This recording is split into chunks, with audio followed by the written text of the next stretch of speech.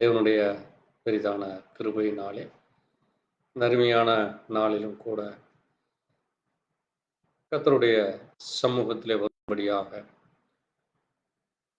தேவனாகிய கர்த்தர் நமக்கு இந்த நல்ல நாளை விசேஷித்த இந்த புதன்கிழமை வேளையிலே 2024 வருஷம் மார்ச் மாதம் 13ஆம் தேதி இந்த புதன்கிழமை மாலை வேளையிலே கர்த்தருடைய சமூகத்திலே வரும்படியாகவும் தேவனுடைய பரிசுத்த நாம மகிமைக்காக இந்த நாளிலும் அவருடைய வார்த்தைகளை வாசிக்க தியானிக்க அவருடைய மகிமையான அந்த உன்னதமான நாமத்தை நம் அப்பா பிதாவே என்று கூப்பிடத்தக்கதாக தேவன் நமக்கு கொடுத்த இந்த நேரத்திற்காக ஒரு நிமிஷம் கர்த்தருடைய சமூகத்தில் இந்த ஆராதனையை ஒப்பு கொடுத்து நாம் ஜெபிக்கலாம். நாம் ஜெபிப்போம். ஸ்தோத்திரிக்கிறோம் ஆண்டவரே, கிருபையும் இரக்கம் நிறைந்த எங்கள் ஜீவனுள்ள தகப்பனே, கர்த்தராகிய இயேசு கிறிஸ்துவே, பாந்தருமையான புதன்கிழமை மாலை வேளையிலே உடைய கிருபை தயவு இரக்கத்திற்காக நன்றி செலுத்துகிறோம். மனுஷன் அப்பத்தினால் மாத்திரமல்ல, தேவனுடைய வாயிலிருந்து புறப்படுகிற ஒவ்வொரு வார்த்தையிலும் பிழைப்பான் என்று சொன்னிருப்பான். நீர் வார்த்தையான தேவன், நீர் வார்த்தையாய் எங்கள் மத்தியிலே உலாவிக் கொண்டிருக்கிற தேவன், எங்களுக்குள்ளாய் இருக்கிற தேவன், எங்களோடு கூட இருக்கிறவராய் இருக்கிறீர் என்று சொல்லியிருக்கிறீரப்பா. இதோ உலகத்தின் முடிவு பரிந்தும் சகல நாட்கள் எங்களோடு கூட இருக்கிறேன். என் நாமத்தை பிரஸ்தாபப்படுத்துகிற எந்த ஸ்தானத்திலும் நான் வந்து உங்களை ஆசீர்வதிப்பேன் என்றிருப்பா. நீர் ஆண்டவரே எங்கள் மத்தியிலே இயேசு கிறிஸ்துவின் நாமத்திலே நீர் எங்களோடு கூட இருப்பதற்காக, இயேசு கிறிஸ்துவின் நாமத்திலே நீர் எங்களுக்கு வெளிப்பட்ட தேவனாய், நீர் எங்களுக்காக இந்த பூமியிலே மனிதனாக வந்து இந்த மகத்துவமான தேவன், மகிமையான தேவன், உன்னதமான தேவன், மகிமையும் மகத்துவமான அற்புதமான தேவனாகிய உம்முடைய அன்பு இரக்க தயவுக்காய் நன்றி சொல்லி உடைய கரத்திலே இந்த ஆராதனை துவக்கம் முதல் முடிவு வரை ஒப்புக் கொடுக்கிறோம். கர்த்தர்தாமே இந்த வேளையிலே பாடல்களிலும் ஆசிரியத்தை தியானிக்கிற சத்திய வார்த்தையின் மூலமாய் தேவன் எங்களோடு கூட உடைய நாமத்தை மகிமை பண்ணுமப்பா. நீரை மகிமைப்படுகிற தேவனாய், நீர் மகிமையின் தேவனாய் இருக்கிறீர். அப்படிப்பட்டவங்களுக்கு நன்றி சொல்லி இந்த நேரத்தை ஒப்புக் கொடுக்கிறோம். இது எங்களோடு கூட இணைந்துள்ள ஒவ்வொரு சகோதர செயலையும் கர்த்தர் ஆசீர்வதித்து இம்மட்டும் பலப்படுத்தி பாதுகாத்திற்காய் நன்றி சொல்லி தொடர்ந்து உடைய இரக்கம் தயவு ஒவ்வொருவருக்கும் கிடைக்க வேண்டுமா இயேசு கிறிஸ்துவினுடைய பரிசுத்த நாமத்திலே கர்த்தர் தாமே உங்கள் ஒவ்வொருவரையும் ஆசீர்வதிப்பாராக. தொடர்ந்து நாம் ஒரு பாடலை பாடி தேவ நாம மகிமைக்காக நாம் தொடர்ந்து இந்த நேரத்திலே அவரை நாம் போற்றி புகழவும். எனக்கொரு நேசருண்டு, அவர்தான் இயேசு ராஜா. எனக்கொரு புகலிடமுண்டு, அவர்தான் இயேசு ராஜா. எனக்கொரு நேசருண்டு, அவர்தான் இயேசு ராஜா. எனக்கொரு புகழிடமுண்டு, அவர்தான் இயேசு ராஜா. அவர் நல்லவர், சர்வ வல்லவர், அன்பு நிறைந்தவர். அவர் நல்லவர், சர்வ வல்லவர், அன்பு நிறைந்தவர். எனக்கொரு நேசருண்டு, அவர்தான் இயேசு ராஜா. எனக்கொரு புகலிடமுண்டு, அவர்தான் இயேசு ராஜா. என் வேதனைகளை அவர் காக்கிறார், என் கண்ணீரையும் அவர் காண்கிறார். என் வேதனைகளை அவர் பார்க்கிறார், என் கண்ணீரையும் அவர் காண்கிறார். ஏற்ற நேரத்தில் பதிலை தருகிறார், ஏற்ற நேரத்தில் பதிலை தருகிறார். அவர் நல்லவர், சர்வ வல்லவர், அன்பு நிறைந்தவர். அவர் நல்லவர், சர்வ வல்லவர், அன்பு நிறைந்தவர். எனக்கொரு நேசருண்டு, அவர்தான் இயேசு ராஜா. எனக்கொரு புகழிடமுண்டு, அவர்தான் இயேசு ராஜா. அவர் செட்டையின் நிழலில் ஆறுதலே அவர் செட்டையின் மறைவில், ஆரோக்கியமே அவர் செட்டையின் நிழலில். ஆறுதலே அவர் செட்டையின் மறைவில், ஆரோக்கியமே ஏற்ற நேரத்தில் சுகத்தை தருகிறார். ஏற்ற நேரத்தில் சுகத்தை தருகிறார். அவர் நல்லவர், சர்வ வல்லவர், அன்பு நிறைந்தவர்.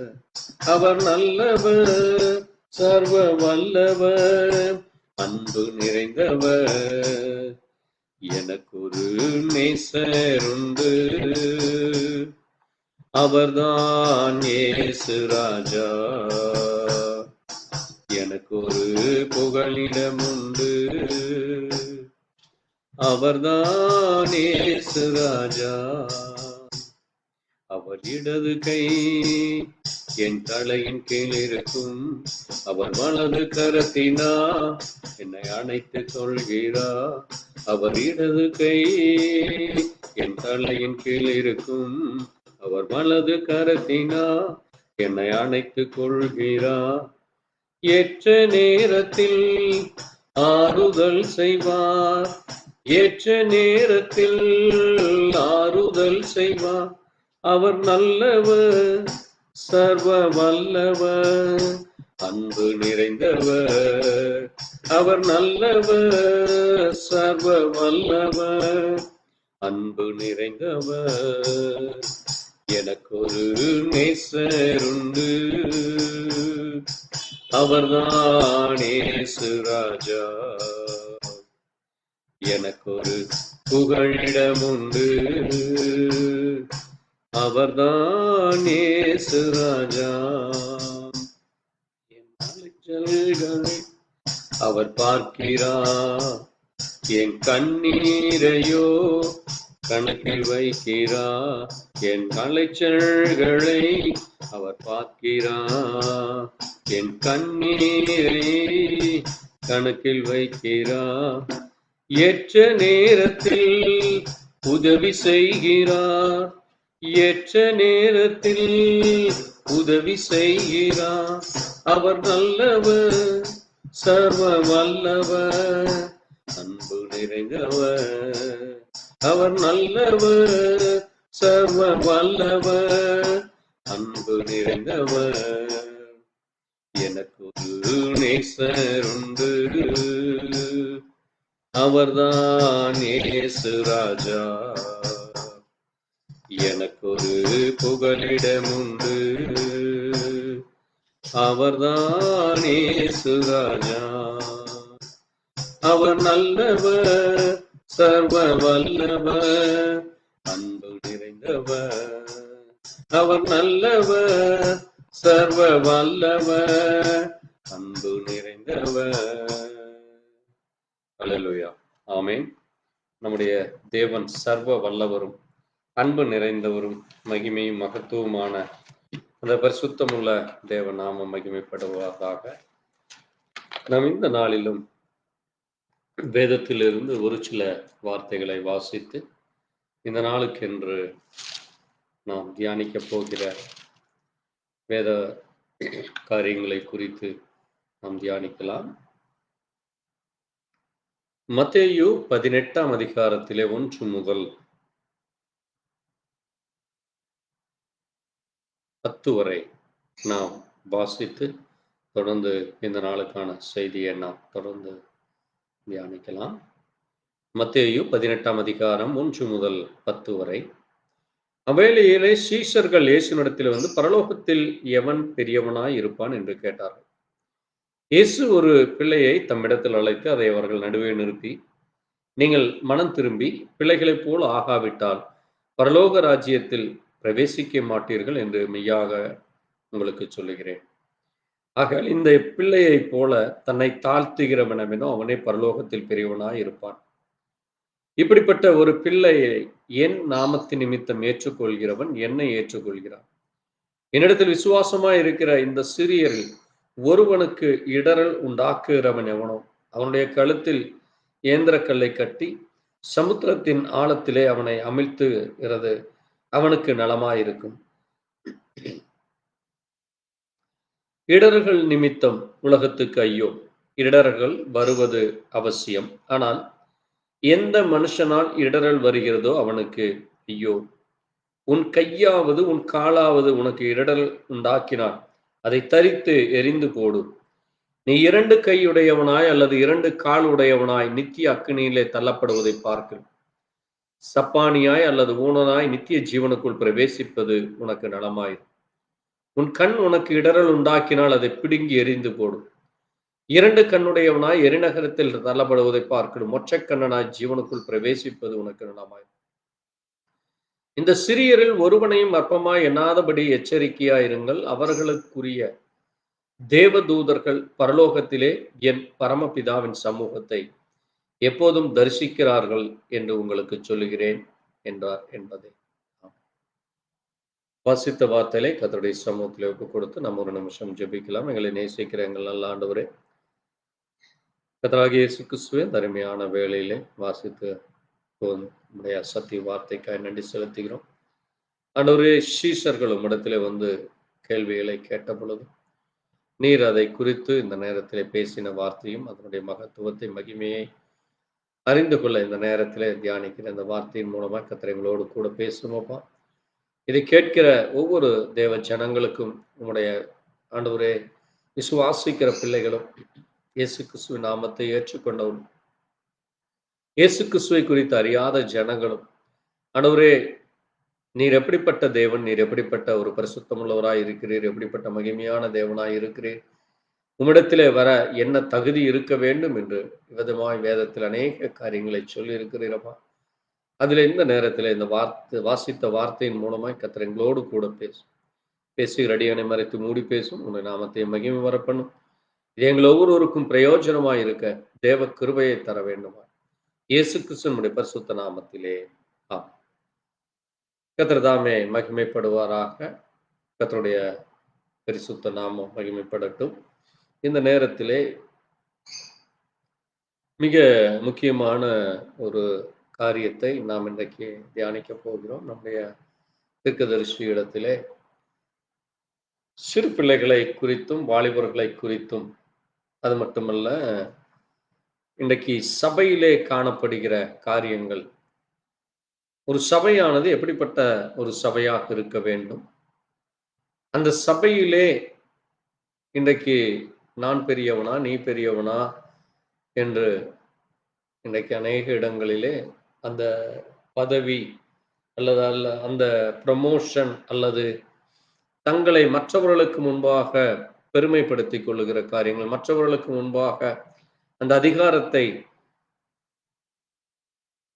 ஒரு சிலர் செய்கிற அந்த தவறான காரியங்கள் அல்லது தவறான அந்த வெளிப்பாட்டின் காரணமாக துஷ்பிரயோகம் செய்யப்படுவதும் அல்லது அது தவறான முறையிலே சென்றடைவதும் அல்லது அந்த சபைக்கு அதன் மூலமாக ஏற்படுகிற ஒரு கெட்ட பெயர் அல்லது ஒரு தவறான கண்ணோட்டத்திலே பார்க்கப்படுவது, இப்படிப்பட்ட காரியங்கள் இன்றைக்கு உலகம் முழுவதும் அநேக சபைகளிலே இது காணப்படுகிறது.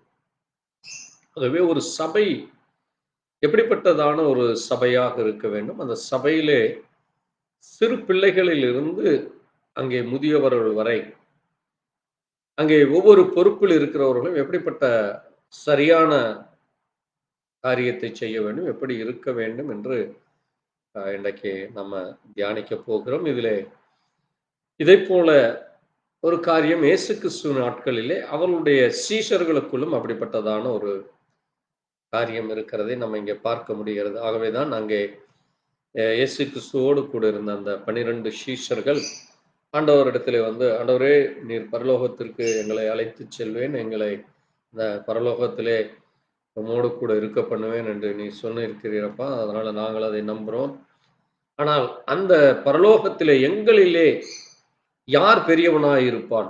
ஏனென்றால் ஒவ்வொருவருக்கும் ஒவ்வொரு காரியங்கள் அங்கே அவர்கள் செய்கிற ஊழியங்களாலே அவர்களுடைய ஜீவியத்திலே அவர்களுக்குள்ளாக அந்த ஒரு நான் பெரியவனா நீ பெரியவனா இல்லது யார் பெரியவர் என்று ஆண்டவருடைய வாயிலிருந்தே வரட்டும் என்று சொல்லுகிற காரியத்தை பார்க்க முடிகிறது.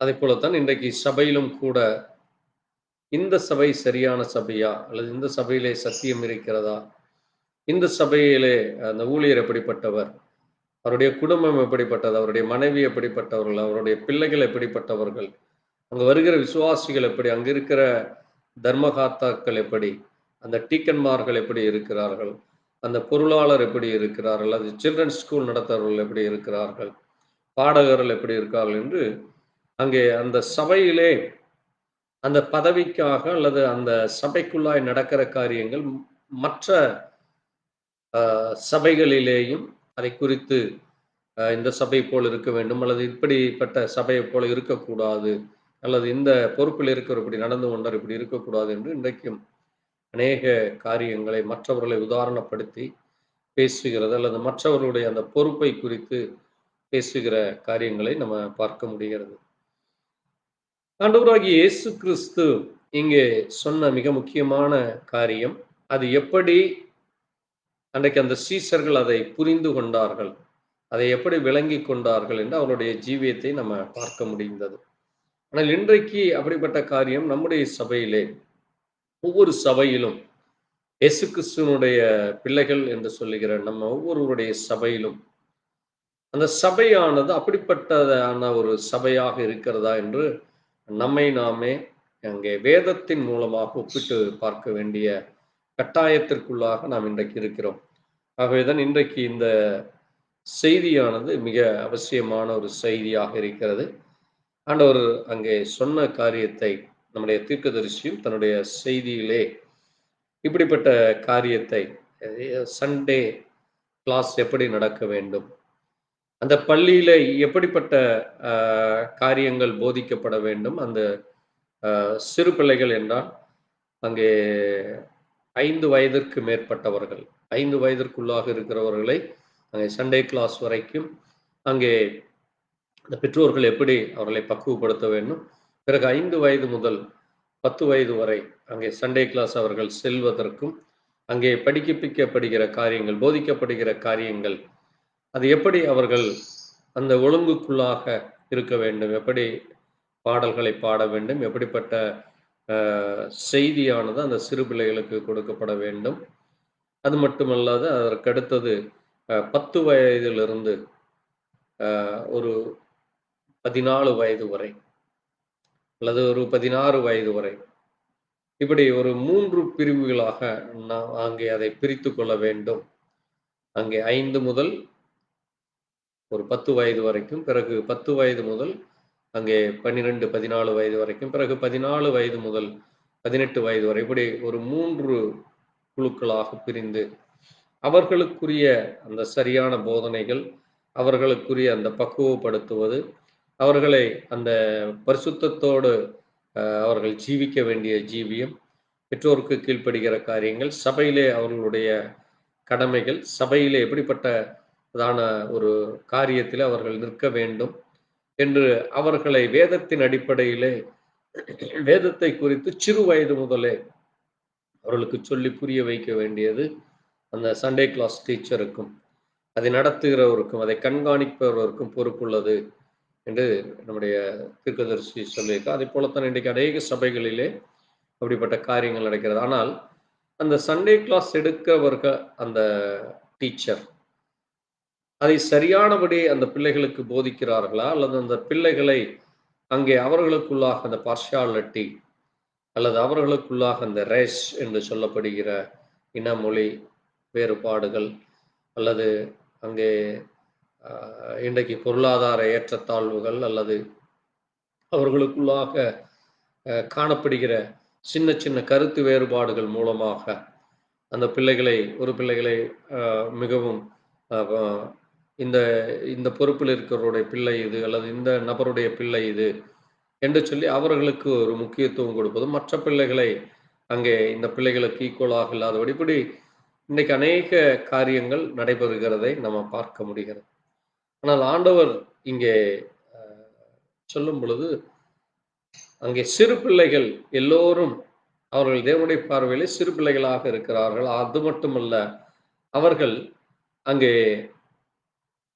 தாழ்த்துகிறவர்களாகவும், அது மட்டுமல்ல விசுவாசத்திலே சரியாக நிற்கிறவர்களாக அங்கே காணப்பட வேண்டும் என்று ஆண்டவர் சொல்றார். அதனால்தான் பாருங்கள், நீங்கள் மனம் திரும்பி சிறு பிள்ளைகளைப் போல, அங்க பிள்ளைகளைப் போல ஆக வேண்டும். அப்படி நீங்கள் ஆகாவிட்டால் பரலோகத்திலே பிரவேசிக்க மாட்டீர்கள்.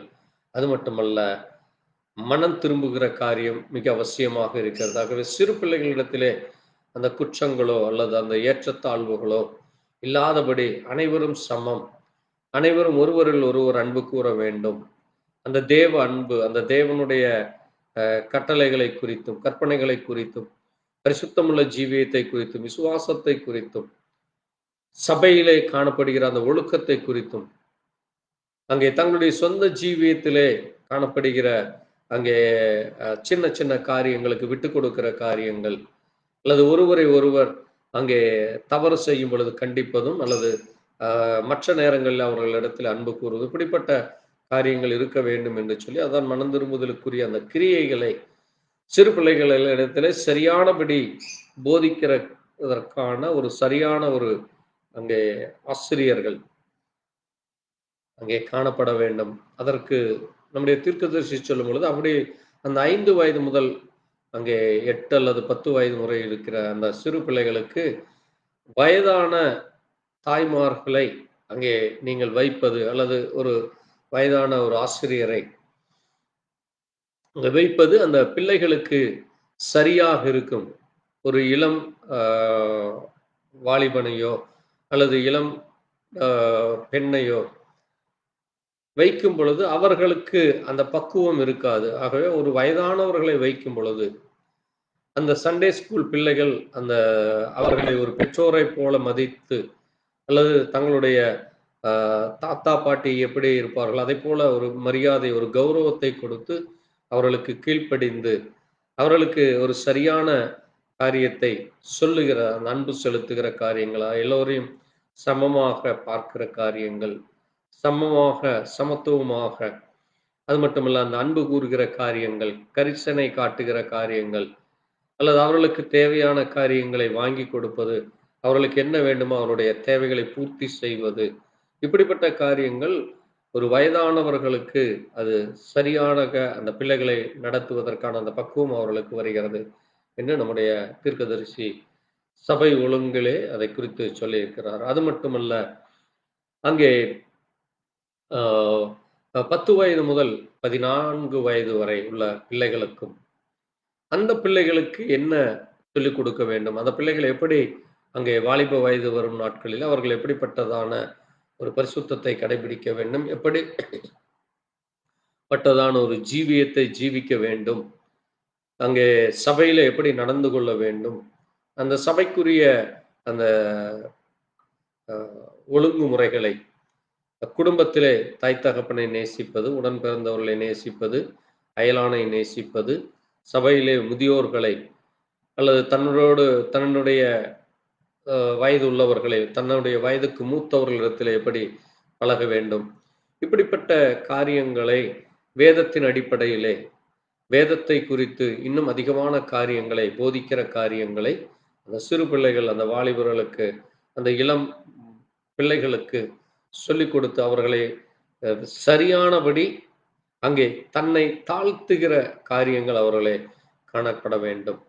அப்படிப்பட்டதான ஒரு மனம் திருமண காரியங்கள், அங்கே தன்னை தாழ்த்துகிற காரியங்கள் இருக்கும் பொழுது மட்டுமே அவர்களுடைய வரும் காலங்கள், அங்கே அவர்களுடைய அந்த இளமை காலமும் சரி, திருமணத்திற்கு பிறகு அவர்களுடைய ஜீவியமும், பிள்ளைகளையும் மனைவியையும் குடும்பத்தை நேசிக்கிற ஒரு பொறுப்புள்ள பிள்ளைகளாக வருவதற்கு அது ஏதுவாக இருக்கும் என்று தீர்க்கதரிசி சொல்லுகிறார். அது மட்டுமல்ல, அந்த பிள்ளைகள் அங்கே ஞாயிற்றுக்கிழமை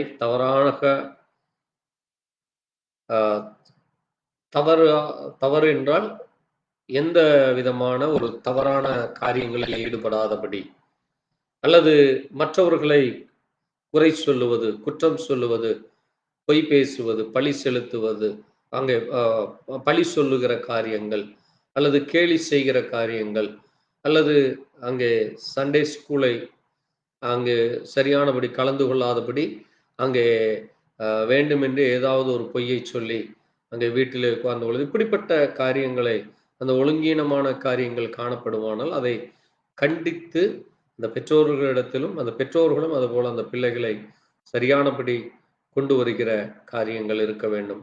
அதற்கென்று ஒரு சூப்பர்வைசர் வைத்து, அந்த சூப்பர்வைசர் அதை சரியானபடி செய்ய வேண்டும் என்று அங்கே நம்முடைய தீர்க்கதரிசி நமக்கு சொல்லுகிறார். ஏனென்றால் ஒரு சபை அந்த பிள்ளைகள் சிறு வயதிலிருந்து அதை கொண்டு வரும் பொழுது, அவர்கள் அந்த சிறு வயதிலே அதை அந்த ஒழுக்கமும், பரிசுத்தமும், கர்த்தருக்கு பயப்படுகிற பயமும், மற்றவர்களுக்கு மரியாதை செலுத்துகிறது, மற்றவர்களிடத்தில் அன்பு கூறுவது, கரிசனை காட்டுகிற காரியத்தில் அவர்கள் மிக சரியானபடி வளருவார்கள். அது மட்டுமல்ல, அந்த பள்ளியிலே சொல்லப்படுகிற காரியங்களை அவர்கள் புரிந்து கொள்கிறார்களா? அதை சரியானபடி விளக்கப்படுகிறதா? என்று சூப்பர்வைசர் அதை கவனித்துக் கொள்ள வேண்டும். அது மட்டுமல்ல, அவர்களுக்கு கொடுக்கப்படுகிற அந்த மனப்பாட பகுதியோ, அல்லது கேள்வி பதிலோ, அல்லது அந்த வேதத்திலே சொல்லப்பட்ட காரியங்களுடைய கருத்துக்களை இல்லுஸ்ட்ரேஷனாக படமாகவோ, அல்லது கலர் செய்து இப்படிப்பட்ட சின்ன சின்ன காரியங்களை அவர்கள் சரியானபடி செய்கிறார்களா? அல்லது மற்றவர்கள் செய்து அது தாங்கள் செய்தது என்று பொய் சொல்கிறார்களா? என்று இப்படி அவர்களை சூப்பர்வைஸ் செய்வதற்கு ஒரு சரியான ஒரு நபர் இருக்க வேண்டும். அந்த நபருக்குள்ளும் எல்லோரிடத்திலும் அன்பு கூறுகிறது, எல்லோரையும் ஒரே சமமான கண்ணோட்டத்திலே பார்ப்பது, எல்லோருக்கும் சரியானபடி போதிப்பது, எல்லோரையும் ஒரே அளவாக நடந்து கொள்வது, இப்படிப்பட்ட காரியங்கள் அவரிடத்திலும் காணப்பட வேண்டும், ஆசிரியர்களிடத்திலும் காணப்பட வேண்டும் என்ற தீர்க்கதரிசி அதை மிகவும் முக்கியத்துவப்படுத்தி சொல்லுகிறார். அது மட்டுமல்ல, இந்த வாலிபர்கள் அங்கே 14 வயது முதல் 18 வயது வரை இருக்கிற அந்த வாலிபர்களும் 14, 15, 16 வயதில் இருக்கிறவர்களும் அந்த இளம் வாலிபர்களுக்கு என்ன நடக்கிற அந்த ஸ்பெஷல் அந்த மீட்டிங்லே அவர்கள் சரியானபடி பங்கு கொண்டு அங்கே சரியானபடி தங்களை ஆயத்தப்படுத்திக் கொள்ள வேண்டும். ஒரு பரிசுத்தமுள்ள ஜீவியம் எப்படி ஜீவிக்க வேண்டும், சபை காரியங்களிலே, சுவிசேஷ காரியங்களிலே, மற்ற வேதத்தை ஒப்புவிக்கிற காரியங்கள், வேதத்தை குறித்து அங்கே அறிவு, வேதத்தை பற்றின சரியான புரிந்து கொள்ளுதல், இப்படி எல்லா காரியத்திலும் அவர்கள் சரியானபடி நடந்து கொள்ள அதற்குரிய ஆசிரியர் அங்கே இருந்து அவர்களை சரியானபடி வழி நடத்த வேண்டும். இப்படியாக அந்த 3 லெவல் இருக்க வேண்டும் என்று சொல்கிறார். அது மட்டுமல்ல, அந்த சபையிலே அந்த சிறு வயதிலிருந்தே அவர்கள் அங்கே காணிக்கை கொண்டு வருவதும், அது மட்டுமல்ல, சபையிலே அந்த நேரத்தை அங்கே சரியாக அங்கே காலை 9 மணி என்றால் 9 மணி முதல் 9:45 ஒரு 30 அல்லது 45 நிமிடம் என்று சொல்லுகிறார் தீர்க்கதரிசி சிறு பிள்ளைகளுக்கு. அந்த 30லிருந்து 45 நிமிடத்திலே அவர்கள் பாடல்களும், பிறகு ஆராதனை செய்கிறது, பிறகு வேதத்தை ஒப்புவிக்கிற காரியங்கள், அல்லது வேதத்தை தியானிக்கிற காரியங்கள், ஜெபிக்கிற காரியங்கள், இப்படிப்பட்ட காரியங்களில் அவர்கள் சரியாக இருக்கிறார்களா என்று கவனிக்கிறது. அது மட்டுமல்லாது அவர்களும் அங்கே சிறு வயது முதலே அங்கே சின்ன சின்ன காணிக்கைகளை கொடுத்து, அல்லது சின்ன சின்ன கிஃப்ட்டுகளை கொடுத்து உதவிகளை செய்கிற மனப்பக்குவத்தை சிறு வயது முதல் ஒருவருக்கொருவர் பகிர்ந்து கொள்ளுகிற காரியங்களிலே அவர்களுக்கு அதை போதிக்க வேண்டும் என்று அங்கே அதை அவர் நினைவுபடுத்துகிறார். அது மட்டுமல்ல, இளம் பிராயத்தில் இருக்கிறவர்களும் இது போன்ற காரியங்களிலே சரியானபடி ஈடுபட வேண்டும், அங்கே சரியான ஒரு ஜீவியமானது அவர்கள் ஜீவிக்க வேண்டும் என்று அங்கே சொல்லுகிறார். பிறகு அவர்கள் சபை காரியங்களிலேயும், சபையிலே இப்படிப்பட்ட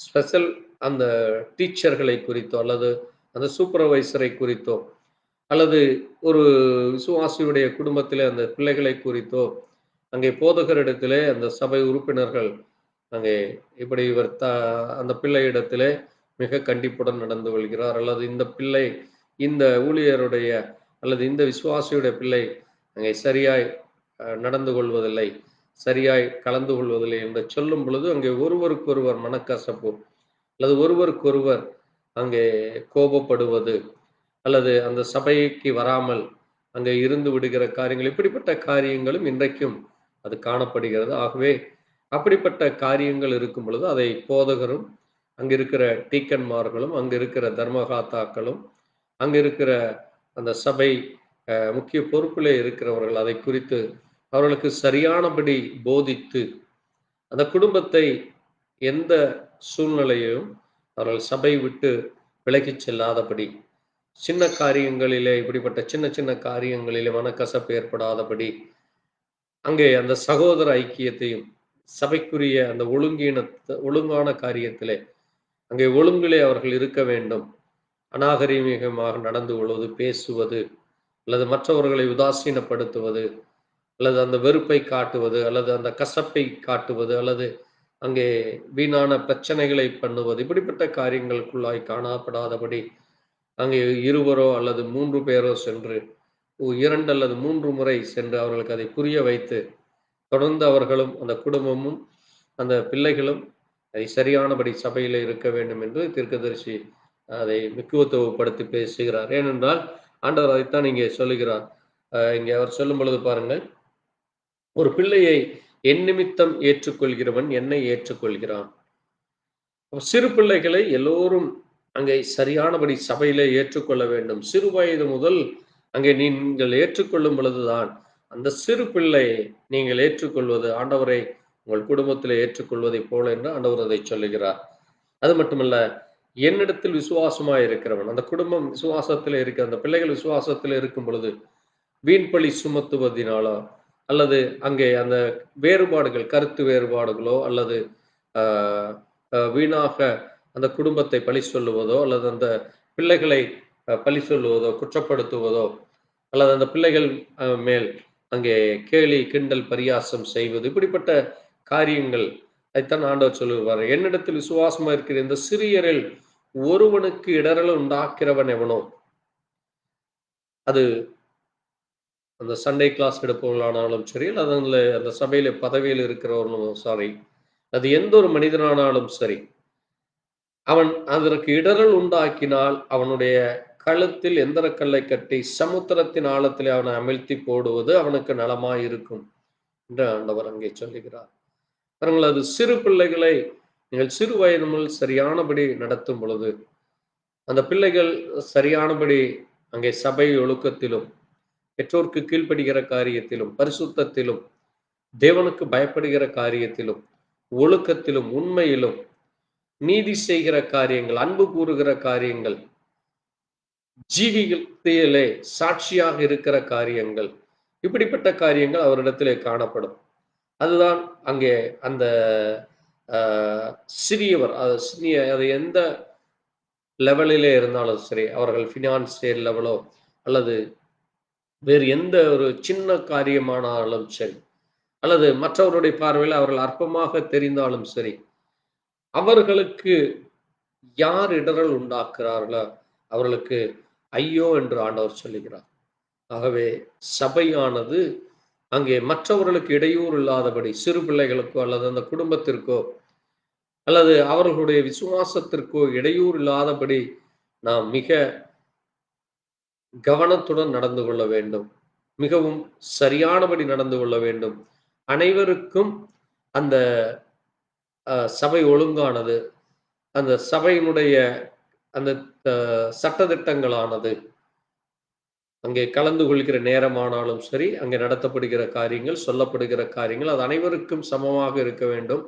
அது போதகரானாலும் சரி, அந்த சபையில் இருக்கிற எந்த பொறுப்பில் இருந்தாலும் சரி, அல்லது பொறுப்பு இல்லாத விசுவாசிகள் ஆனாலும் சரி, எல்லோருக்கும் ஒரே விதமாக நடத்தப்பட வேண்டும். அவர்கள் அனைவரும் சமமாகவும், அவர்கள் அனைவரும் தேவனுடைய பிள்ளைகள், சகோதரர்கள், சகோதரிகள் என்கிற அந்த ஒரு மனது அங்கே இருக்க வேண்டும்.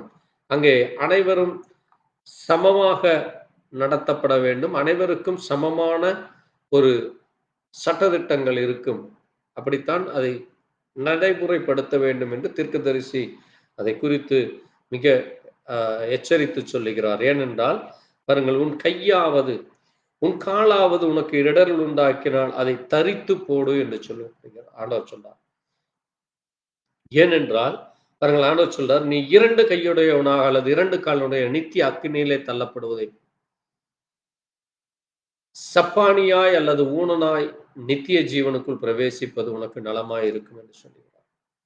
பாருங்கள், அந்த சிறு பிள்ளைகளை தண்டிப்பதாலோ அல்லது அந்த வாலிபலை தண்டிப்பதாலோ அல்லது அந்த குடும்பத்தாரை எச்சரிப்பதாலோ அந்த குடும்பம் அங்கே சீர்கெட்டு போகாதபடி, அந்த குடும்பமானது, அந்த பிள்ளையானது சீர்கெட்டு போகாதபடி, அந்த பிள்ளை சரியாக தேவனுக்கு உண்மையாக இருக்க வேண்டும் என்றுதான் அங்கே அவர்கள் அந்த சட்டதிட்டத்தை, ஒழுங்கை அங்கே அதை செயல்படுத்துகிறார்கள். அதற்கு விரோதமாக நடந்து கொள்ளும் பொழுது, அல்லது அதை நடத்துபவர்கள் அங்கே அந்த ஏற்றத்தாழ்வுகளை காட்டும் பொழுது, அங்கே தேவையான காரியம் இல்லாதபடி தேவையற்ற காரியங்கள் காணப்படுகிறது. ஆகவே பாருங்கள், அதை குறித்து அவர் சொல்லும் பொழுது நீங்கள் மிக கவனமாக இருக்க வேண்டும். ஏனென்றால் நம்முடைய தேவன் அவர் பட்சபாதம் உள்ளவர் அல்ல. அவர் எல்லோருக்கும் ஒரே காரியங்களை சொல்லுகிறவர், எல்லோரையும் சமமாக கருதுகிறவர், எல்லோரையும் அவர்களுடைய தேவனுடைய பிள்ளைகளாகத்தான் அவர் கருதுகிறார். அதிலே இவர் இந்த பதவியில் உள்ளவர், அவர் இந்த பதவியில் உள்ளவர், அவர் பதவி இல்லாதவர் என்று தேவனுடைய பார்வையிலே இல்லை. தேவனுடைய பார்வையிலே எல்லோரும் நாம் அவருடைய பிள்ளைகளாக இருக்கிறோம். ஆகவே அங்கே பாருங்கள், உன் கண் உனக்கு இடரல் உண்டானால் அதை பிடுங்கி எறிந்து போடு. 2 கண்ணுடையவனாய் எரிநகரத்திலே போவதை பார்க்கலாம் ஒற்றைக்கண்ணனாய் ஜீவனுக்குள் பிரவேசிப்பது உனக்கு நலமாய் இருக்கும் என்று சொல்லுகிறார். ஆகவே சபையானது ஒரு சரியானபடி நடத்தப்பட வேண்டும்.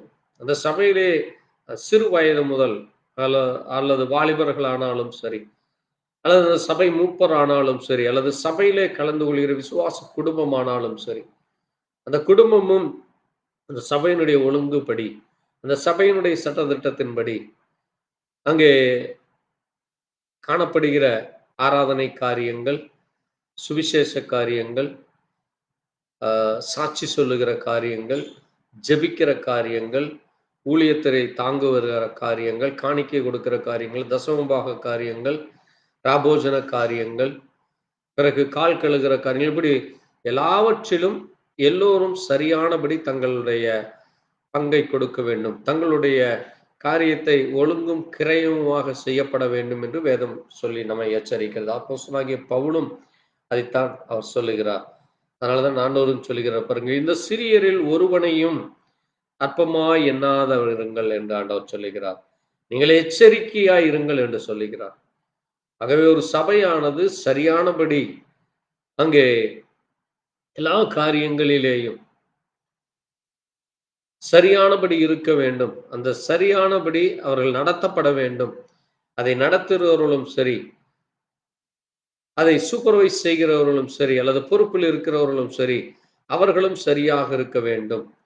தனக்கு பதவி கொடுக்கப்பட்டதால் அந்த பதவியை துஷ்பிரயோகம் செய்வதோ, அல்லது அந்த பதவியை வைத்து அங்கே பட்சபாதம் காட்டுவதோ, அங்கே தனக்கு பிரியமான குடும்பத்தை அல்லது தனக்கு வேண்டியவர்களிடத்தில் ஒரு ஒரு ஒரு தேவையான காரியங்களை செய்வது, மற்றவர்களிடத்திலே அந்த கோபப்படுவது அல்லது எரிச்சல் அடைவது, அல்லது அவர்களை குறித்து பழி சொல்வது, அல்லது அவர்களை கேலி செய்வது, இப்படிப்பட்டதான காரியங்கள் அங்கே பொறுப்பில் இருக்கிறவர்களும் சரி, அங்கே சபை விசுவாசிகளுக்குள்ளும் அப்படிப்பட்ட காரியங்கள் காணப்படக்கூடாது.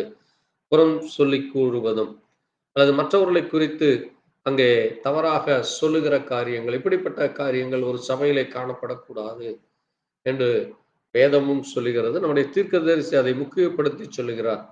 அப்பொழுதுதான் இந்த நாட்களிலே நாம் இன்றைக்கு அநேக சபைகள் பிரிந்து போகிறது, அநேக சபைகள் உடைந்து போகின்றன.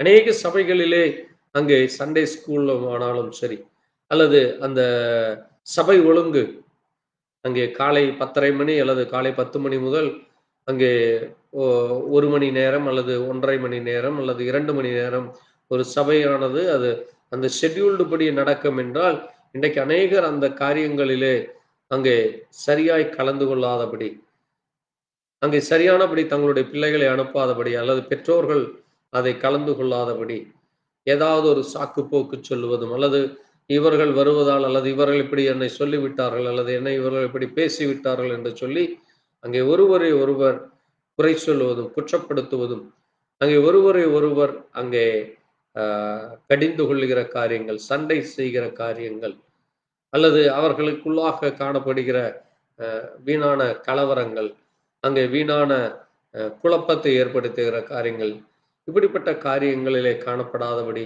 ஒவ்வொரு விசுவாசியும், ஒவ்வொரு பொறுப்பிலே இருக்கிறவர்களும் அதை கவனத்தாக இருக்க வேண்டும் என்று ஆண்டவரும் சொல்லுகிறார். நம்முடைய தீர்க்கதரிசியும் அதை குறித்து எச்சரிக்கிறார். ஏனென்றால் தேவன் பாருங்கள், அவர் கெட்டுப் போனவர்களைத்தான் ஆண்டவர் ரட்சிக்க வந்தார். என்னவென்றால் இந்த பூமியில எல்லோரும் அங்கே சரியானவர்கள் அல்ல. எல்லோரும் சரியானபடி நடப்பார்கள். எல்லோரிடத்திலும் நாம் எல்லாவற்றையும் எதிர்பார்க்க முடியாது. ஆகவே நம்மை சரிப்படுத்திக் கொள்வதற்காகத்தான் நாம் சபைக்கு வருகிறோம். ஒரு கிறிஸ்தவன் அங்கே ஆண்டவருடைய இடத்திலே வரும் பொழுது அவன் ஒரு பாவியான மனுஷனாகத்தான் வருகிறான். அவன் ஒரு நீதிமானாக ஆண்டவரிடத்திலே வருவதில்லை. ஏனென்றால் அவன் தன்னை அங்கே நீதிமான் என்கிற அந்த கர்வத்தோடு இருப்பான். அப்படிப்பட்டவர்கள் ஆண்டவரிடத்திலே வந்து எதையும் பெற்றுக்கொள்ள முடியாது என்று ஆண்டவர் சொல்லி இருக்கிறார். ஆகவே ஒரு பாவி எப்படி தேவ சமூகத்திலே தன்னை தாழ்த்தி தன்னுடைய பாவத்தை அறிக்கை செய்து தன்னுடைய அக்கிரமத்தை தன்னுடைய மீறுதல்களை அறிக்கை செய்து அவன் மனம் திரும்புகிறானோ, அந்த மனம் திரும்புதலானது அங்கே ஆண்டவருடைய எடுத்துக்கொள்ளப்படுதல் வரைக்கும் அல்லது அந்த மனிதனுடைய மரணம் வரைக்கும் அது இருக்க வேண்டும். அந்த மனிதன் மட்டுமல்ல, அந்த மனிதனுடைய மனைவியும் அந்த மனிதனுடைய குடும்ப பிள்ளைகளும் பிள்ளைகளுடைய பிள்ளைகளும் இப்படியாக அது ஒழுக்கமும் கிரயவுமாக இருக்க வேண்டும் என்று வேதம் சொல்லுகிறது. ஆக அதை சரியானபடி ஒவ்வொரு சபையிலும் காணப்படுமானால் இன்றைக்கு உலகத்தில் இத்தனை பிரிவினைகளோ, இத்தனை கொள்கைகள், கோட்பாடுகள், இத்தனை குழப்பமான சூழ்நிலைகளோ ஏற்பட்டிருக்காது. ஆகவே பாருங்கள், ஆண்டவருடைய வார்த்தை அது நம்மை எச்சரிக்கிறதாக இருக்கிறது. அது நம்மை சீர்படுத்துகிறதாக இருக்கிறது. அது நம்மை நீதியின் பாதையிலும் அன்பு செலுத்துவதிலும் ஒழுக்கத்திலும் பரிசுத்தத்திலும் கற்பிலும் நீதியை படிப்பித்தலும் உரியது என்று இந்த வேதம் அதைத்தான் நமக்கு சொல்லிக் கொடுக்கிறது. அதைத்தான் ஆண்டவராகிய இயேசு கிறிஸ்துவும் இந்த பூமியில இருந்த பொழுது தன்னுடைய சீசர்களுக்கும் அவர் சொல்லிக் கொடுத்தார். ஆகவேதான் பாருங்கள், அங்கே 15ஆம் வசனத்திலே ஆண்டவர் சொல்லுகிறது, உன் சகோதரன் உனக்கு விரோதமாக சுற்றம் செய்தால் அவனிடத்தில் போய் நீயும் அவனும் தனித்திருக்கையில் அவன் குற்றத்தை அவனுக்கு உணர்த்து. அவன் உனக்கு செவி கொடுத்தால் உன் சகோதரனை ஆதாயப்படுத்திக் கொண்டாய். ஆகவே எந்த ஒரு சபையிலே இப்படிப்பட்ட காரியங்கள் சிறு பிள்ளைகள் மூலமாக வருகிறதோ அல்லது வாலிபர்கள் மூலமாக அல்லது அந்த கணவனோ அல்லது மனைவியோ அல்லது அவருடைய பெற்றோர்களோ அல்லது அந்த குடும்பத்திலே எந்த ஒரு நபர் செய்கிற அந்த காரியமானது அந்த சபைக்கு விரோதமாக அல்லது அந்த சகோதரனுக்கு விரோதமாக அந்த குற்றம் இருக்குமானால் அந்த சபை விசுவாசி இடத்திலே, அந்த சகோதரனிடத்திலே அல்லது அந்த சகோதரி இடத்திலே அல்லது அந்த குடும்பத்திலே அல்லது அந்த பிள்ளைகளுடைய தாய் தகப்பனிடத்திலே சென்று பாருங்கள், அவர்கள் தனித்திருக்கையில் என்றால் அந்த வீட்டிற்கு சென்று சபையிலே மற்றவர்களுக்கு முன்பாக சொல்லும் பொழுது அது அவர்களை இன்னும் அதிகமாக காயப்படுத்தும். அதுதான் நம்முடைய தீர்க்கதரிசியும் சொல்லுகிறார், நம்முடைய சபையிலே எந்த ஒரு சிறு பிள்ளைகளோ அல்லது பெற்றோர்களோ அல்லது மற்ற யாராவது ஒரு தவறு செய்தால் அல்லது அவர்களை அந்த காரியம் இருக்குமானால் நீங்கள் அவர்களுடைய வீட்டிற்கு சென்று சபையில 2 அல்லது 3 பேர் சென்று அவர்கள் செய்த அந்த குற்றத்தை நாம் உணர்த்த வேண்டும். அப்படி அவர்கள் உணர்த்தும் பொழுது அவர்கள் உனக்கு செவி கொடுத்தால் சபையினுடைய சட்டத்திட்டத்திற்கு அவர்கள் சரியாய் அதை புரிந்து கொண்டார்கள், அவர்களை நாம் ஆதாயப்படுத்துகிறோம். பாருங்கள், ஆண்டவர் சொல்றார், அவன் செவி கொடாமல் போனால், ஒரு கால் நீங்கள் சொல்வதை அவர் ஏற்றுக்கொள்ளாமல் அந்த குடும்பத்திலே அந்த சகோதரனோ சகோதரியோ அந்த பிள்ளைகளோ இல்லை என் பிள்ளை இப்படித்தான் இருக்கு, என் பிள்ளை அதை செய்யும் அல்லது என் பிள்ளை இப்படி நடந்து கொள்ள மாட்டான் என்று அதை ஏற்றுக்கொள்ளாமல் இருக்கும் பொழுது அங்கே ஆண்டவர் சொல்லார், 2-3 சாட்சியுடைய வாக்கினாலே சங்கதிகள் எல்லாம் நிறைவேறப்படும்படி 2 ஒருவரை உன்னுடனே கூட்டிக் கொண்டு போ என்று சொல்லுகிறார். ஆண்டவர் அதை ஒழுக்கமும் கிரயவுமாக வைத்திருக்கிறார்.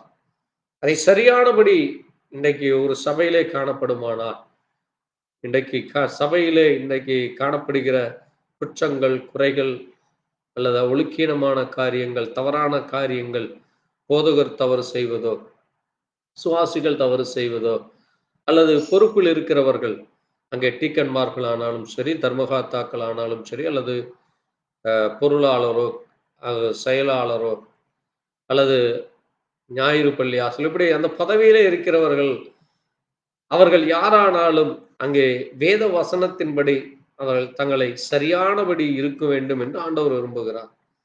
அவர்களுக்கு கொடுக்கப்பட்டுள்ள அந்த பதவியிலே, அவர்களுக்கு கொடுக்கப்பட்டுள்ள அந்த பொறுப்பிலே அவர்கள் சரியாகபடி இருக்க வேண்டும். ஒரு போதகர் என்றாலும் அவரும் அப்படித்தான் இருக்க வேண்டும்.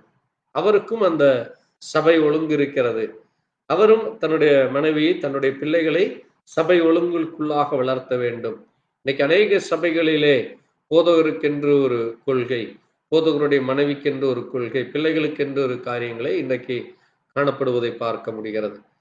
அப்படிப்பட்டதான அந்த பார்ஷியாலிட்டி, அந்த பாரபட்சம், அது சபையிலும் நிச்சயமாக பரவி அந்த சபையை அது சீரழித்து போடும்.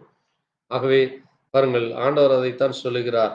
அவர்கள் உனக்கு செவி கொடாமல் போனால் அதை சபைக்கு தெரியப்படுத்து என்று அவர் சொல்லுகிறார். இந்த குடும்பத்திலே அல்லது இந்த நபர் அல்லது இந்த நபருடைய மனைவி அல்லது இந்த நபருடைய பிள்ளைகள் அல்லது அந்த நபருடைய பெற்றோர்கள் இப்படி நடந்து விட்டார்கள், அது சபைக்கு நாங்கள் தெரியப்படுத்துகிறோம் என்று போதகர் மூலமாக அங்கே அது அறிவிக்கப்பட வேண்டும். பாருங்கள், அந்த சபையில் இருக்கிறவர்கள் அனைவரும் சென்று அல்லது சபையில ஒரு 5 10 அல்லது எவ்வளவு நபர்களோ சென்று அவர்களும் அவர்களை சரிப்படுத்த வேண்டும். அதான் சகோதர அன்பு, அதான் ஐக்கியம். அதை தேவன் விரும்புகிறார். இத்தனை ஆண்டவர் சொல்றார் பாருங்க, சபைக்கும் செவி கொடாது இருப்பானானால் அவன் உனக்கு அஞ்ஞானியை போலவும் ஆயக்காரனை போலவும் இருப்பான் என்று ஆண்டவர் சொல்லுகிறார். ஒரு விசுவாசி அல்லது அந்த விசுவாச குடும்பம் அல்லது அந்த சிறு பிள்ளைகள் அல்லது அந்த சபைக்கு வருகிற ஒரு விசுவாச அந்த ரட்சிப்பின் அனுபவத்திற்குள்ளாக வந்தவர்கள், நானும் சபை உறுப்பினர் என்று சொல்லுகிறவர், நானும் இந்த சபையில் அங்கத்தினர் என்று சொல்லுகிறவர், நானும் இந்த சபையிலே இந்த பொறுப்பிலே இருக்கிறேன் என்று சொல்லுகிறவர்கள், அவர்கள் யாரானாலும் அந்த சபை காரியத்திலே அவர்கள் சரியாக இருக்க வேண்டும். ஆகவேதான் இந்த மத்தேயு 18ஆம் அதிகாரமானது தேவனுடைய பிள்ளைகளாகிய ஒவ்வொருவருக்கும் அது நம்மை படிப்பினைக்காகவும் நம்மை சரிப்படுத்துவதற்காகவும் இருக்கிறது. பாருங்க, அதனாலதான் அங்கே ஆண்டவரிடத்திலே பேதுரு ஒரு கேள்வி கேட்கிறார். இதே அதிகாரத்திலே 21ஆம் வசனத்திலே பேதுரு ஆண்டவரிடத்திலே, ஆண்டவரே, என் சகோதரன் எனக்கு விரோதமாய் குற்றம் செய்தால் நான் எத்தனை தரம் மன்னிக்க வேண்டும்? 7 தரமா என்று கேட்கிறார். உண்மையாகவே அவர் குற்றம் செய்து விட்டார் அல்லது இப்படி நடந்து கொண்டார்கள் என்றால் அவரை நான் எத்தனை முறை நான் மன்னிக்க வேண்டும் என்று கேட்கும் பொழுது அதற்கு இயேசு சொல்லுகிறார், 7 தரம் மாத்திரமல்ல, 770 தரம் என்று சொல்லுகிறேன். எப்படி எனில், பரலோகத்தில் தன் ஊழியர்களிடத்தில் கணக்கு பார்க்க வேண்டும் ராஜா கேட்கும் பொழுது அவன் அந்த பாருங்க அந்த காரியத்தை குறித்து அங்கே ஆண்டவர் பேசுகிறார். ஒரு மிக அருமையான ஒரு காரியத்தை அங்கே அவர் சொல்லுகிறார். இந்த காரியமானது இது நம்ம ஒவ்வொருவருக்கும் ஒரு படிப்பினையாக இருக்கிறது. பாருங்கள், அங்கே கடைசி வசனத்திலே, நீங்களும் அவனவன் தன் சகோதரனுக்கு செய்த தப்பிதங்களை மனப்பூர்வமாய் மன்னிக்காமல் போனார் என் பரமபிதாவும் உங்களுக்கு இப்படியே செய்வார் என்று சொல்லி, ஒரு சகோதரன் அங்கே தவறு செய்தால், குற்றம் செய்தால், நாம் அவர்களை மனப்பூர்வமாக மன்னிக்க வேண்டும். அவர்களை அங்கே குறித்து அந்த குற்ற உணர்ச்சியோடு நாம் அவரிடத்திலே பேசுவது அல்லது அவர்களை குறித்து அந்த பழி சொல்லுகிறத அந்த காரியத்தோடு நாம் அவர்களை வஞ்சிக்கிறதோ அல்லது அவர்களோடு கூட இணங்காதபடி நாம் விட்டு விலகுகிறதோ அல்லது அவர்களை குறித்து இன்னும் புறம் பேசிக்கொண்டு இன்னும் அவர்களை மன்னிக்காதபடி அங்கே அவர்கள் மேல் குற்றம் சாட்டிக்கொண்டே இருப்பது, இப்படிப்பட்ட காரியங்கள் சபையும் சபையிலே இருக்கிற அந்த ஐக்கியத்தையும் அங்கே சபையிலே காணப்படுகிற ஒருமனப்பாட்டையும் அது குலைத்து போடும். ஆகவேதான் பாருங்கள், அங்கே 18ஆம் வசனத்தில் ஆண்டவர் சொல்றார் பாருங்க, பூலோகத்திலே நீங்கள் அவைகளை கட்டுவீர்களோ அவைகள் பரலோகத்திலே கட்டப்பட்டிருக்கும், பூலோகத்திலே நீங்கள் எவைகளை கட்டவிழ்ப்பீர்களோ பரலோகத்திலும் அது கட்டவிழ்க்கப்படும் என்று சொல்லுகிறேன். அது மட்டுமல்ல, ஆண்டவர் சொல்றார் பாருங்கள், 2 பேர் தாங்கள் வேண்டிக் கொள்கிற எந்த காரியத்தை குறித்தால் பூமியை ஒருமனப்பட்டிருந்தால் பரலோகத்தில் இருக்கிற என் பிதாவினால் அவர்களுக்கு உண்டாகும் என்று சொல்லுகிறேன் என்று ஆண்டவர் சொல்லுகிறார்.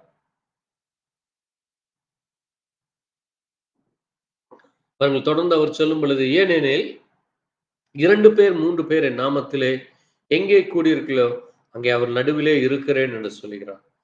ஆகவே இன்றைக்கு சபையானது ஒரு சிறிய சபையானாலும் சரி, பெரிய சபையானாலும் சரி, அந்த சபைக்குள்ளாக சரியானபடி அங்கே ஒழுக்கமாக, கிரயமாக, சரியானபடி இருக்க வேண்டும். அந்த ஏற்றத்தாழ்வுகளோ அல்லது பிரிவினைகளோ அல்லது குற்றச்சாட்டுப்படுகிற காரியங்களோ அல்லது தேவனுக்கு பிரியமில்லாத காரியங்களோ காணப்படுமானால் அந்த சபையிலே ஒரு மனம் இருக்காது. அந்த சபையிலே அங்கே ஒருவரை ஒருவர் குற்றப்படுத்துவதும் ஒருவரை ஒருவர் அங்கே மன்னிக்காதபடி அங்கே அவர்களுக்குள்ளாக அந்த கருத்து வேறுபாடுகளும் மனக்கசப்புகளும் கோபங்களும் எரிச்சல்களும் ஏற்படும். அப்படிப்பட்ட காரியங்கள் தான் அன்றைக்கு காயினிடத்திலே காணப்பட்டது. தன்னுடைய சகோதரன் அங்கே காணிக்கைகளை படைக்கும் பொழுது தேவன் அதை ஏற்றுக்கொள்கிறான். ஆனால் காயினுடைய காணிக்கையை ஆண்டவர் ஏற்றுக்கொள்ளாத பொழுது காயினுக்குள்ளாக எரிச்சல் வந்தது, கோபம் வந்தது. அவன் தன்னுடைய சொந்த சகோதரனையே அவன் கொலை செய்தான். ஆகவே பாருங்கள், இன்றைக்கு சபையிலே அதுபோல காரியங்கள் காணப்படுகிறது. சபையிலே இன்றைக்கு பதவிக்காக அல்லது தன்னை இவர் இப்படி மற்றவர்களுக்கு முன்பாக அவமானப்படுத்தி விட்டார் அல்லது மற்றவர்களுக்கு முன்பாக என்னை அங்கே அவர் என்னை உதாசீனப்படுத்தி விட்டார் அல்லது என்னை குற்றம் சாட்டி விட்டார் என்று சொல்லி அங்கே அநேக பகைகள், அநேக பொறாமைகளும், அநேகமாக கைகலப்புகளும் உண்டாவதை நாம் இன்றைக்கு பார்க்க முடிகிறது. பாருங்கள், எல்லா காரியமும் அது தேவனுக்கு பிரியமாகும். தேவனுடைய வார்த்தையின்படி இருக்க வேண்டும். அதுதான் ஒரு ஒழுங்கான சபை, ஒரு பரிசுத்தம் உள்ள சபை. அந்த சபையைத்தான் ஆண்டவர் அங்கே இன்றைக்கு ஆயத்தப்படுத்தி கொண்டிருக்கிறார். ஆகவே ஒரு சபையிலே எப்படி நடந்து கொள்ள வேண்டும், அந்த சபைக்குரிய காரியங்கள் எப்படி இருக்க வேண்டும், அந்த சபையிலே என்ன போதிக்கப்பட வேண்டும், அந்த சபைக்கிலே ஒவ்வொருவருக்கும் உள்ள பொறுப்பு என்ன, அவர்கள் எப்படிப்பட்ட பிள்ளைகளாக ஜீவிக்க வேண்டும், அவர்கள் சிறு வயது முதல் அங்கே முதிர் வயது வரை எப்படி இருக்க வேண்டும், இப்படி எல்லா காரியத்தையும் சரியானபடி கொண்டு வரும் பொழுது மட்டும்தான் வருங்காலத்திலும் அந்த பிள்ளைகளும் அதை போல தங்களுக்கு பிறக்கிற பிள்ளைகள் தங்களுடைய பேர பிள்ளைகளுக்கும் போதித்து அதை ஒழுக்கமுடனும் அங்கே சரியானபடியும் வேத வார்த்தையின்படி அங்கே உண்மையுள்ள ஒரு சபையாக, நித்திய ஜீவனுக்குள் பிரவேசிக்கிற ஒரு சபையாக, தங்களை நித்திய ஜீவனுக்கென்று ஆயத்தப்படுத்தி கொண்டிருக்கிற ஒரு மனவாட்டியாக அங்கே காணப்படுவாங்க. அதான் ஆண்டவர் சொன்னார், அங்கே மனவாட்டி தன்னை ஆயத்தப்படுத்தினாள் என்று வேதம் சொல்லப்பட்டிருக்கிறது. ஆகவே மனவாட்டி என்று சொல்லுகிற சபை, இந்த சபை தன்னை ஆயத்தப்படுத்தி வைத்துக் கொள்ள வேண்டும். சபையிலே இருக்கிற காரியங்கள் அது தேவனுடைய வருகையிலே காணப்பட வேண்டும். அந்த பரலோகத்திலே நாம் பிரவேசிப்பதற்கு எது தகுதியானவைகள், எதை நாம் செய்ய வேண்டும், எதை நாம் கீழ்ப்படிய வேண்டும், எதற்கு நாம் அங்கே ஒப்பு கொடுக்க வேண்டும், எதை நாம் விட்டுவிட வேண்டும், எதை நாம் விலகிச் செல்ல வேண்டும், எதற்கு நான் அங்கே என்னை முழுவதுமாக தாழ்த்த வேண்டும், எதற்கு நான் அங்கே மற்றவர்களை நேசிக்க வேண்டும், எப்படி நான் அன்பு கூற வேண்டும், எப்படி நான் கீழ்ப்படிய வேண்டும், எப்படி நான் ஐக்கியப்பட வேண்டும், இப்படி எல்லாவற்றிலும் அவர்களுக்கு போதிக்கப்பட வேண்டும். சிறு வயது முதல் முதியோர்கள் வரை போதகர்களும் மற்ற சபையில் இருக்கிற ஒவ்வொருவரும் அதை குறித்து தெளிவுடனே இருக்க வேண்டும். ஒவ்வொருவரும் அதை குறித்து அங்கே சரியானபடி ஜீவிக்கிறதற்கு அது ஒரு வழிகாட்டியாக இருக்கும். அந்த வழிகாட்டியை ஆண்டவர் தன்னுடைய சீசர்களுக்கு சொல்லிக் கொடுத்தார். சீசர்கள் அப்படித்தான் அங்கே ஒரு மனதோடு அங்கே ஜெபித்தார்கள். அந்த சபையானது ஒரு அசைவுள்ள சபையாக, ஒரு பரிசுத்தமுள்ள ஒரு சபையாக, அங்கே தேவனுக்கு பயப்படுகிற ஒரு ஜனங்களாக இருந்தார். அப்படிப்பட்ட சபை அது மறுபடியும் இந்த பூமியிலே காணப்படும். அது மறுபடியும் அது எழுப்பப்படும். அது ஒரு பரிசுத்தமுள்ள ஒரு மனவாட்டியான சபையாக, அது கர்த்தராகிய இயேசு கிறிஸ்துவினாலே உருவாக்கப்பட்ட சபையாக, முன்குறிக்கப்பட்ட சபையாக, அந்த அன்பு கூறுகிற சபையாக, ஐக்கியப்படுகிற சபையாக, அங்கே ஒருவரை ஒருவர் அங்கே அன்பு கூறுகிறவர்களாக, ஐக்கியத்தோடும் பரிசுத்தத்தோடும் ஒழுக்கத்தோடும் உண்மையான இருதயத்தோடும் சபைக்குரிய எல்லா காரியங்களிலேயும் அங்கே ஒருங்கிணைந்தவர்களாக, அங்கே ஊழிய காரியமானாலும் சரி, காணிக்கை காரியமானாலும் சரி, மற்றவர்களுக்கு உதவி செய்கிற காரியங்கள், மற்றவர்களுக்கு அங்கே அன்பு கூறுகிற காரியங்கள், இப்படி எல்லாவற்றிலும் அந்த சபையிலே காணப்படுகிற ஒவ்வொருவரும் அங்கே தங்களுடைய ஜீவியத்தை அங்கே நேர்மையாக இருப்பார்கள். அதைத்தான் அன்றைக்கு கூட அங்கே நம் தானியேலுடைய ஜீவியத்திலே பார்க்கும் பொழுது, தேசம் முழுவதும் அநேக காரியங்கள் காணப்பட்டாலும், அங்கே தானியேலோடு கூட இருந்த அந்த 3 வாலிபர்கள் சாத்ராக், மேஷாக், ஆபேத்நேகோ, அங்கே உணவு விஷயமானாலும் சரி, ஜெபிக்கிற காரியங்களானாலும் சரி, பரிசுத்தமுள்ள காரியங்களிலே அவர்கள் தங்களுக்குள்ளாக அந்த கட்டுப்பாடுகளை வைத்து அங்கே சரியானபடி அவர்கள் ஜீவித்ததனாலே தான் தேவன் அவர்களோடு கூட இருந்து பெரிதான காரியங்களை செய்தார். ஆகவே இன்றைக்கும் தேவ சபை என்கிற நம்முடைய சபையானது, நம்முடைய கர்த்தராகிய இயேசு கிறிஸ்துவினுடைய சரீரமாகிய இந்த சபை, அந்த கர்த்தருடைய வார்த்தையை, ஆண்டவராகிய இயேசு கிறிஸ்துவினுடைய வார்த்தையை இந்த பூமியிலே நாம் எப்படி ஜீவிக்க வேண்டும், எப்படிப்பட்டதான ஒரு சாட்சியுள்ளவர்களாக இருக்க வேண்டும், எப்படி அங்கே ஆண்டவர் சொன்ன விதமாக இந்த சிறியரில் ஒருவனும் கெட்டு போவது பரலோகத்தில் இருக்கிற உங்கள் பிதாவின் சித்தம் அல்ல என்று ஆண்டவர் சொல்லுகிறார். எந்த ஒரு மனிதனும், எந்த ஒரு சிறு பிள்ளையானாலும் சரி, வாலிபனானாலும் சரி, கன்னிகையானாலும் சரி, வயதானவர்களானாலும் சரி, யாரும் கெட்டு போக வேண்டும் என்று ஆண்டவர் விரும்பவில்லை. எல்லா மனுஷரும் ரட்சிக்கப்படவும், சத்தியத்தை அறிகிற அறிவை அடையவும் தேவன் சித்தமுள்ளவராய் இருக்கிறார் என்று 1 தீமோத்தேயு 2:4 ஆண்டவர் சொல்லியிருக்கிறார். ஆகவேதான் அப்போஸ்தலனாகிய பவுலும் அங்கே ஒரு கண்காணிப்பாளர் எப்படி இருக்க வேண்டும், ஒரு சபை மூப்பர் எப்படி இருக்க வேண்டும், சபை போதகர் எப்படி இருக்க வேண்டும், தீர்க்கதரிசிகளுடைய ஜீவம் எப்படி, தீர்க்க தரிசனம் சொன்னால் அது எப்படி நிறைவேற வேண்டும், அல்லது ஒரு சபையிலே காணப்படுகிற காரியங்கள் என்ன, இப்படியாக அங்கே அவர் அதை சரிபடுத்தி கொண்டு வருகிறார். அதை சரியானபடி போதிக்கிறார். அங்கே அப்போஸ்தலனாகிய பவுல், ஆண்டவர் பவுலிடத்தில் அநேக காரியங்களை சொல்லியிருக்கார். அவை நமக்கு நிருபங்களாக கொடுக்கப்பட்டிருக்கிறது. அந்த நிருபத்திலே சொல்லப்பட்ட ஒவ்வொன்றிலும் அது எப்படிப்பட்டதான ஒரு சாட்சியாக இருக்க வேண்டும், ஒரு சபையாக இருக்க வேண்டும் என்று வேதம் நமக்கு போதித்திருக்கிறது. நாமும் அதை குறித்து அநேக நேரங்களிலே தியானித்திருக்கிறோம். இன்றைக்கு கூட நாம் இந்த காரியத்தை தியானிக்க கர்த்தர் நமக்கு கிருபை கொடுத்திருக்கிறார்.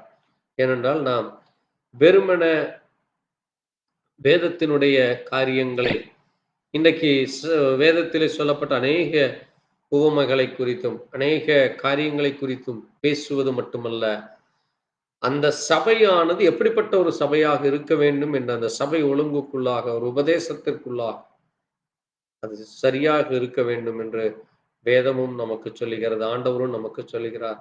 நம்முடைய தீர்க்கதரிசி அதை மிகவும் கண்டிப்புடனே சொல்லுகிறார். நீங்கள் இப்படித்தான் இருக்க வேண்டும். அது யாரானாலும் சரி, அப்படி இருக்கும் பொழுது மட்டுமே அது பரிசுத்தமுள்ள ஒரு மனவாட்டியாக, அங்கே தேவனாலே முன்குறிக்கப்பட்ட ஒரு சபையாக, தேவனுடைய எல்லா கனிகளும் அந்த சபைக்குள்ளே காணப்படும்.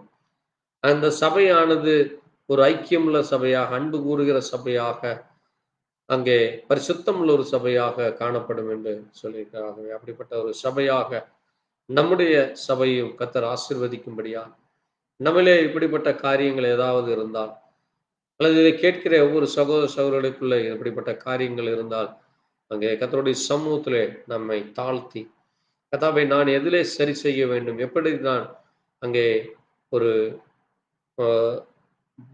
மனம் திரும்பின அந்த பிள்ளை போல நான் ஆக வேண்டும், எப்படி என்னை நான் தாழ்த்தி கொள்ள வேண்டும், எப்படி மற்ற விசுவாசிகளுக்கு முன்பாக நான் அங்கே இடரல் இல்லாதபடி ஜீவிக்க வேண்டும், அல்லது எப்படி மற்றவர்களிடத்திலே நான் அங்கே அவர்களை உதாசீனப்படுத்தாதபடி, அவர்களை நாம் அங்கே குற்றம் சாட்டப்படாதபடி நான் எப்படி ஜீவிக்க வேண்டும் என்று அந்த உணர்வு நமக்கு கொடுக்கும்படியாக ஒரு நிமிஷம் கர்த்தருடைய கரத்தில் நம்மை ஒப்பு கொடுத்து, தேவ தயவு கிருபை தொடர்ந்து நம்ம ஒவ்வொருவருக்கும் கிடைக்கும்படியாக நம் கண்களை மூடி ஜெபிக்கலாம். நாம் ஜெபிப்போம். எங்களை நேசிக்கிற எங்கள் நல்ல ஆண்டவரே, கர்த்தராகிய இயேசு கிறிஸ்துவே, வானத்தையும் பூமியும் படைத்த சர்வ வல்லமுள்ள தேவனே, ஆண்டவரே, நீர் இந்த பூமியில இருந்த பொழுது உம்முடைய சீஷர்கள் இடத்துல வந்து பரலோகத்தில் எவன் பெரியவனாய் இருப்பான் என்று கேட்ட பொழுது, நீர் ஒரு சிறு பிள்ளையை அழைத்து, உங்களில் எவன் அங்கே இந்த பிள்ளையை போல மனம் திரும்பியாக விட்டார், நீங்கள் பரலோகத்திலே பிரவேசிக்க மாட்டீர்கள் என்று சொன்னீரப்பா.